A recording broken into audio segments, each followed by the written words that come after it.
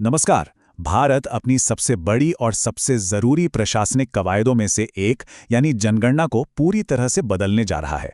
तो चलिए आज हम 2027 में होने वाली भारत की पहली डिजिटल जनगणना के पूरे मास्टर प्लान को समझते हैं। ये एक ऐसा क्रांतिकारी बदलाव है जो देश के भविष्य के लिए आंकड़े इकट्ठा करने के तरीके को हमेशा हमेशा के लिए बदल देगा। अब ये सारी बातें हम कहां से बता रहे हैं?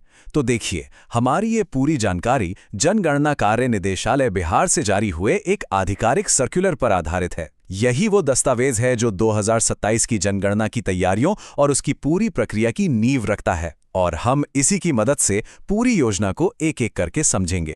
तो चलिए थोड़ा और गहराई में चलते हैं। देखिए, भारतीय जनगणना सिर्फ आंकड़े इकट्ठा करना नहीं है, बल्कि ये एक ऐतिहासिक परंपरा है। आप सोचिए, 1881 से ये विशाल काम हर 10 साल में बिना रुके होता आया है। यही बात इसे दुनिया के सबसे बड़े और सबसे भरोसेमंद प्रशासनिक अभ्यासों में से एक बनाती है। आज की हमारी चर्चा इन 5 खास हिस्सों में बटी है। हम जनगणना की ऐतिहासिक विरासत से शुरू करेंगे, फिर 2027 में आने वाली डिजिटल क्रांति को समझेंगे।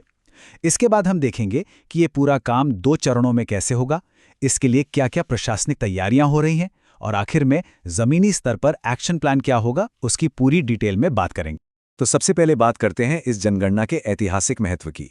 2027 की जनगणना सिर्फ एक और गिनती नहीं है, बल्कि ये एक बहुत लंबी और कभी न टूटने वाली परंपरा की 16वीं कड़ी है, और यही चीज़ इसे और भी खास बनाती है।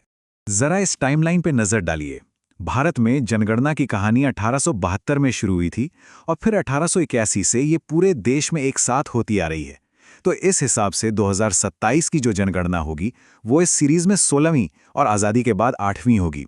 यही निरंतरता, यही कंसिस्टेंसी इस पूरे अभ्यास की सबसे बड़ी ताकत।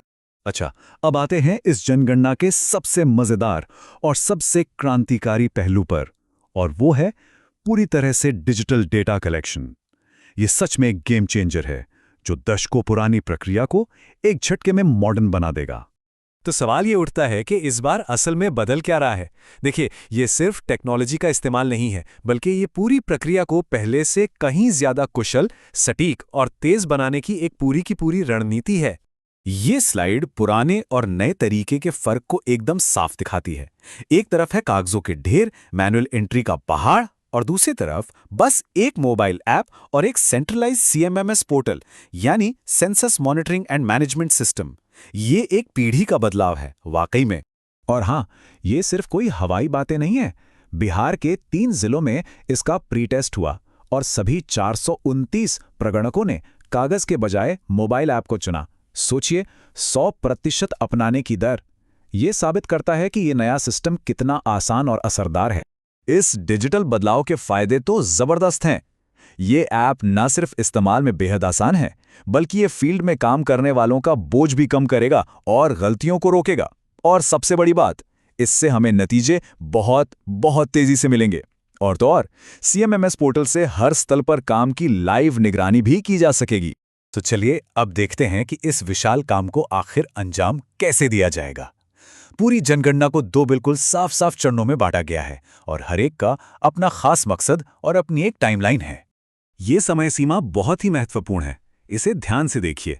पहला चरण होगा मकानों की लिस्टिंग का, जो अप्रैल से सितंबर 2026 के बीच चलेगा। फिर आएगा मुख्य चरण, यानी जनसंख्या की गिनती, जो 9 से 28 फरवरी 2027 तक चलेगी। इसके ठीक बाद 1 से 5 मार्च तक एक रिविजनल राउंड होगा, ताकि ये पक्का हो सके कि 1 मार्च 2027 की आधी रात तक का डेटा एकदम सटीक है। जमीनी काम शुरू हो उससे पहले एक मजबूत प्रशासनिक ढांचा तैयार करना बहुत जरूरी है। आप कह सकते हैं कि ये वो नींव है जिस पर पूरी जनगणना की सफलता की इमारत खड़ी होगी। ये स्लाइड दिखाती है कि तैयारी कितनी व्यवस्थित है। सीमाओं को फ्रीज करने का मतलब ये है कि गिनती के दौरान कोई प्रशासनिक बदलाव नहीं होगा, जिससे कंफ्यूजन पैदा हो सकता है। इसी तरह राज्य से लेकर जिला स्तर तक कोऑर्डिनेशन कमेटियां और जनगणना सेल बनाए जा रहे हैं, ताकि ऊपर से नीचे तक हर स्तर पर काम बिल्कुल मक्खन की तरह चले। और अब हम आते हैं सबसे प्रैक्टिकल हिस्से पर, यानी जमीनी स्तर पर आखिर करना क्या है। ये वो एक्शन प्लान है जिसे जनगणना से जुड़े सभी अधिकारियों और कर्मचारियों को लागू करना होगा। तो देखिए, पहला कदम है अपने इलाके को तैयार करना। इसमें प्रशासनिक सीमाओं को फाइनल करना ताकि कोई भी घर या इलाका छूट ना जाए, फिर काम बांटने के लिए छोटे छोटे प्रगणक ब्लॉक बनाना और सभी रिकॉर्ड्स के लिए चार्ज और सर्कल रजिस्टर तैयार करना। इसके अलावा रेलवे कॉलोनी या जेल जैसे जो खास इलाके होते हैं उनकी पहचान करना भी जरूरी है ताकि वहां भी गिनती ठीक से हो सके। इसके बाद बारी आती है सही टीम बनाने की। प्रगणकों और सुपरवाइजर्स को नियुक्त करने के बाद CMMS पोर्टल पर उनकी यूजर आईडी बनाई जाती है। फिर उन्हें मोबाइल ऐप और पूरी प्रक्रिया पर बहुत अच्छी ट्रेनिंग दी जाती है और फील्ड में काम आने वाला सारा सामान दिया जाता है ताकि वे मैदान में पूरे आत्मविश्वास के साथ उतर सके। और फिर आता है आखिरी चरण यानी एग्जीक्यूशन। इसमें फील्ड वर्क पर लगातार नजर रखना, CMMS पोर्टल के जरिए प्रोग्रेस को ट्रैक करना और काम पूरा होने पर सारे दस्तावेज इकट्ठा करना शामिल है। इसी के साथ ये भी पक्का किया जाता है कि सभी फील्ड कर्मचारियों को उनका पेमेंट यानी मानदेय समय पर मिल। ये जो लाइन है ये सीधे आधिकारिक सर्कुलर से ली गई है और ये इस काम की गंभीरता को बताती है। ये सिर्फ एक प्रशासनिक काम नहीं है, ये एक राष्ट्रीय कर्तव्य है जिसे बहुत ही सावधानी और सर्वोच्च प्राथमिकता के साथ पूरा किया जाना है। तो ये है भारत की पहली डिजिटल जनगणना का पूरा ब्लूप्रिंट। ये सिर्फ एक टेक्नोलॉजी अपग्रेड नहीं है, बल्कि एक ज़्यादा डेटा पर आधारित कुशल और आधुनिक भारत की तरफ एक बहुत बड़ा कदम है। इस विशाल राष्ट्रीय कार्य की सफलता अब पूरी तरह से ज़मीनी स्तर पर इसके सटीक निष्पादन पर निर्भर करती है।